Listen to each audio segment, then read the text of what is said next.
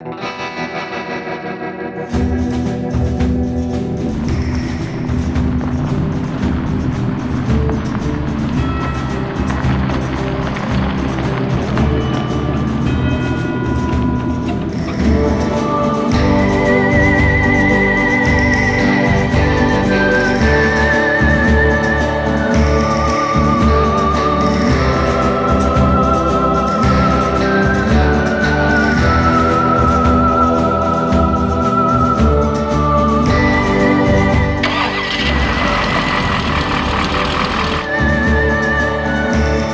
gonna take this into the glass and you're gonna push it into the felt over here.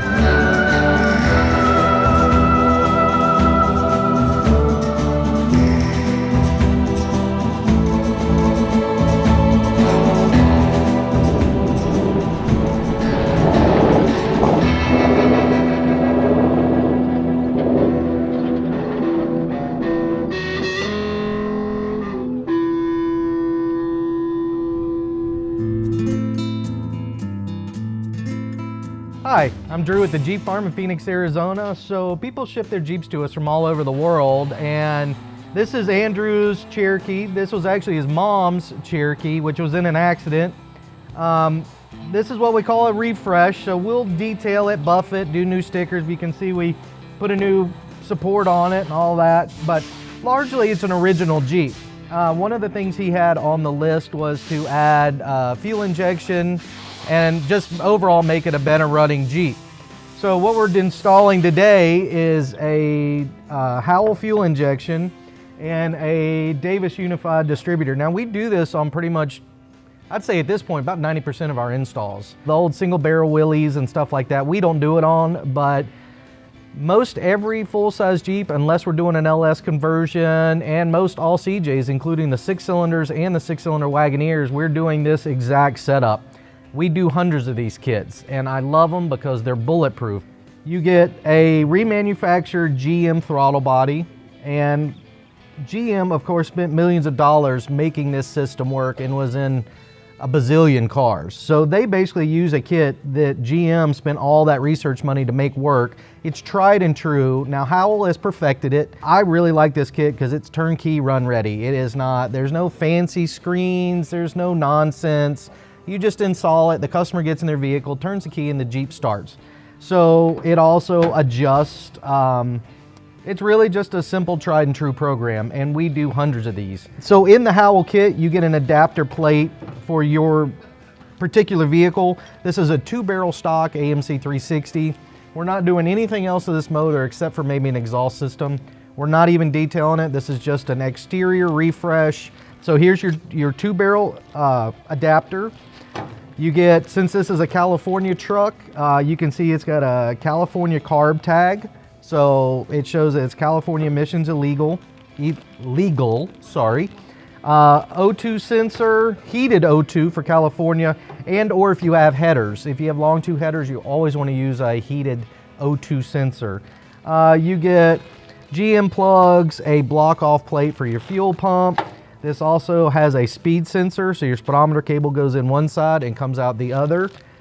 You get a Wall Pro fuel pump, which you'll mount with a EFI style fuel filter on the frame rail, plug and play wiring harness, and a computer with a chip that's been programmed for your application. So depending on your engine size, manual transmission, all this, that, and the other, they predetermine everything in this kit so that you can just turn it on and run.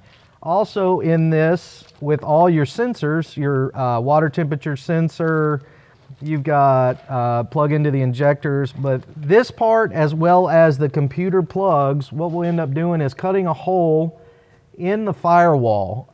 At that point, we'll plumb this in, and then we mount the computer where a traditional glove box is, but on a full-size Jeep, as you know, the glove box is in the center. So we mount the computer on this side, and then we mount the fuse block, and then the OBD port, right here it is.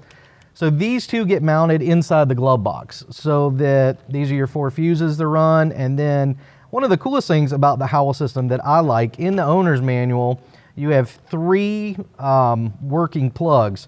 Now, if you jump them with a paper clip, just bend it in half and jump it, turn the key on, there's a check engine light that you will have to add to the kit, and it will actually blink out a series of codes. And you refer to your manual, and it'll blink twice telling you it's ready. It'll do that a couple of times. And then if you're having an issue with the Jeep running, you basically grab a paper clip, you jump the prongs, and then it'll start blinking a code out to you. It'll blink like a 3 and then a 2 and then a 3 and then a 2. And then you look up a 32 and it tells you basically what's wrong with the Jeep. It gives you a cool little breakdown of how to diagnose the issues. And as best of my knowledge, Howell is the only one that gives a user-friendly breakdown of actually how to diagnose your running issue. I mean, if you're broken down the side of the road or you're in the middle of the desert, it actually gives you a chance to figure out what's going on. And another thing I like about it is if it's simple and it's a problem with the fuel injection, sometimes it's just a matter of unplugging that particular sensor that's bad and getting your butt back to town. And then again, I like it also because it's not specialty sensors. These sensors can be bought in any automotive store based on, 90s GM technology. So if you're in a small town, say Moab, Utah, you're the Jeep Safari, you break down, you can get the sensor. It's not that hard to find. And again, I love the simplicity of the kit. Fuel injection, such as a Howell unit, likes a nice pickup in the distributor. Your old style points, it will run, but it won't run well. And we've learned that the hard way. So as I said, 90% of my installs here at the shop, I mean, I can point to 5 Jeeps in the shop right now that are all running this same setup. This is my tried and true setup. I love it to death. It is a Howell EFI and a Davis Unified distributor. So these Davis distributors are designed based on GM components. Again, tried and true. I mean, millions and millions built. They just perfected it. So one of the problems with pretty much any Jeep is their ignition system. So you've got your Autolytic system in the early 70s, and then you've got your notorious Ford Motorcraft ignition. Right here is your Motorcraft ignition. So most Jeep owners, if you've got an Autolite, they kept secondaries.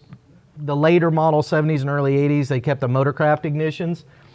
And when they fail, there's nothing. You just go in the grocery store, you come out, the Jeep won't start. Or you're out in the middle of the desert, Jeep's dead. So this gets rid of this completely, removes it from the system, and then we remove the distributor, these awesome 80s Excel spark plug wires we're gonna get rid of. We're gonna install this, which is 40,000 volts. These things are badass, and it helps the Jeep start better. The fuel injection likes it better. All in all, it's just a great setup. And then along with these, I also always get what they call their live wires, and these come in all different colors. You can get blue, black, red, yellow, I mean, you name it. They also offer this cap in clear, which is kind of fun. We've done that before. Your dielectric grease. So you can see these wires are pretty heavy duty and badass. They're labeled. You got your cylinder numbers on here. And I just like the look of the black on the motor. And with this, we'll even run a stock air cleaner or an aftermarket air cleaner. So what we've done is we've marked here as number 1. So this is number 1 spark plug. We just marked it on the cap and made a note that it basically points here.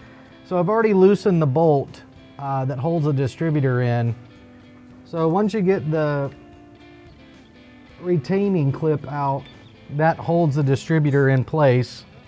What you want to do is pop your cap off and then look. So we've already figured out where number 1 is. So that's all undone. So basically you can either start with the motor at top dead center, which should be pointing at number 1, which we know points right here, or is 180 degrees off and is pointing at number 8. So we've got number 1, well, it's pointed here. So when you remove the distributor, you'll watch as this will rotate. So see that little rotation right there? So it'll rotate as you pull it out. We're gonna have to unplug this from the ignition anyway. So as you pull it out, the gear is gonna rotate over, and then you're gonna feel it break loose. So when we put the new one in, we're gonna want the rotor pointed right there, and then when you drop it, it's gonna go right back in the same position. So you can see that little bit of difference.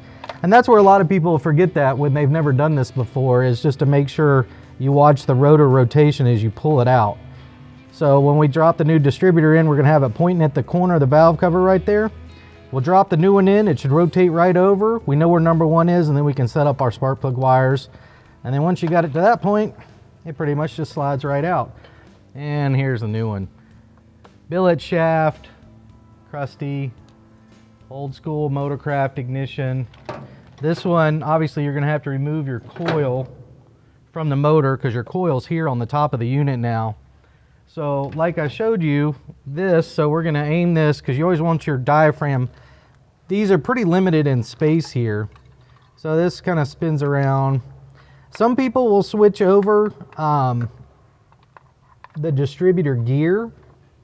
So you can, if you want, knock this roll pin out and swap this gear onto that shaft. I've had cheap versions I've bought off eBay tear up the cam gear, the distributor gear on the front of the cam. We've had to do that before, and I'll never buy a cheap one off eBay again. It was a cheap HEI. You know, the Davis ones, I've done hundreds of these. I've never swapped the cam gear, and they've always been successful. And so like I said, so we're back to, here's the rotor spinning free. Again, I'm pointing at the corner of the valve cover. You see that? You see how it just locked right in? When I get it in the right position, just put it and boom, it goes right in. Now also on the bottom of these, this lines up with your oil pump, this little flathead piece in here. So you really can go on or off, either you're exactly on or you're 180 degrees off, and or your oil pump rotates, which if you're doing more work than just this and your oil pump, it's a lot of work. And then you're just gonna have to stick a screwdriver in there, turn the oil pump over till it lines up with top dead center. So number one can be anywhere on this. Again, these are really big distributors, so you want your vacuum advance to point out here, and then you basically just put this on, and it's going to limit where you can line this up. So somewhere in here, there's some lines in the way. There's a magical little tab right there that lines up in the body of the distributor. Here you go, you can see we're going to line this up with the corner of the valve cover, and then as long as you have it right, boom, it just drops right back in place. And then and then you've got your advance here. So sorry, we've got some hoses here we'll clean out, because to do the fuel injection we got to remove the fuel pump anyway, which we're going to do, which is going to get rid of a lot of the stuff here. So there's, you can set your timing there, and then you can put your cap on. And we already know where number one is going to be, right here, pointing right at the side of this. So that's going to actually be that way. So, and if you're running a carburetor in a Davis, you just kind of got to bend these lines out of the way so that you make room. So you can see the Davis is installed. This plug right here just plugs into the cap, and then we will basically just find keyed power. If you've got a Motorcraft ignition on the Jeep, which we will remove this, you don't want to take your coil power to power the standard wire that runs the coil. You actually want to find a keyed power elsewhere in the Jeep. We've learned that it's just happier that way. So we've got the throttle body installed, and then next what you'll see is Michael's going to come over and we're going to put a hole in the firewall with the supplied grommet from Howell. And then he is going to take these plugs that go inside the Jeep, and so this will obviously get mounted in the glove box, and the computer's going to get mounted inside the Jeep. So he'll make the hole just big enough that we can unpin these from the plastic surround, put them through the hole. That way we can mount the computer inside, put these in the glove box, and then we'll put these back together and repin them. Once that's done, basically we just need to plug and play the harness, which we'll show you guys in a minute, and then spark plug wires, find keyed power, and mount the fuel pump and filter, and she should fire up. And at that point, If you're good with welding, you can drill the hole in the exhaust and mount your O2 sensor or take it to an exhaust shop. Now, we'll give you a little piece of advice on that. If your weld on your O2 sensor, when you put it in the exhaust, even has the slightest pinhole leak, it can cause surging and this, that, and the other. So if you're not confident with your welding, the Jeep will run without the O2 sensor in order to get it to the exhaust shop or to get it on a trailer, and then have a professional do the welding, because like I said, even the slightest little pin right by the O2 is going to cause a running issue. Okay, so you can see Michael has made a hole in the firewall back here for the wiring harness, because we're going to mount the computer kind of back behind the dashboard here. The nice thing about the Howell kit, here's your fuel pressure relay or your fuel pump relay. So we'll mount that on the firewall, and then this ground mounts to the engine. It doesn't want to mount to the frame or the chassis, it wants to mount to the engine block. But mostly from here on out, it's just a kind of a plug-and-play system. All these just plug right in, they're GM weather packs. This harness, when we get finished, will be tucked in and wired up nice. Here's your injector plugs. It comes with a little weather type thing. It goes right in here, and then these just kind of go up and plug in right here. So you just plug them till they snap in.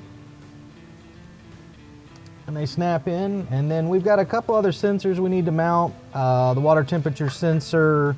Of course, you got your O2 sensor. You'll need to give it keyed power and direct battery power also. Your map sensor on the back. So once everything's plugged in and we mount that relay, and then you have 2 fuses in the engine compartment too for your fuel pump and your computer, then you're pretty much ready to go. And then we'll mount the fuel pump and the O2 sensor and she'll be ready to fire.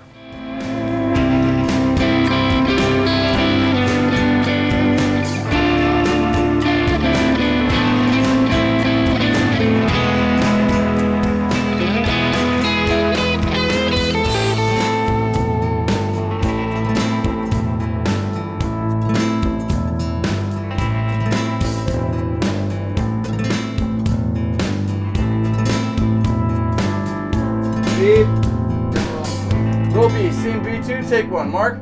Action!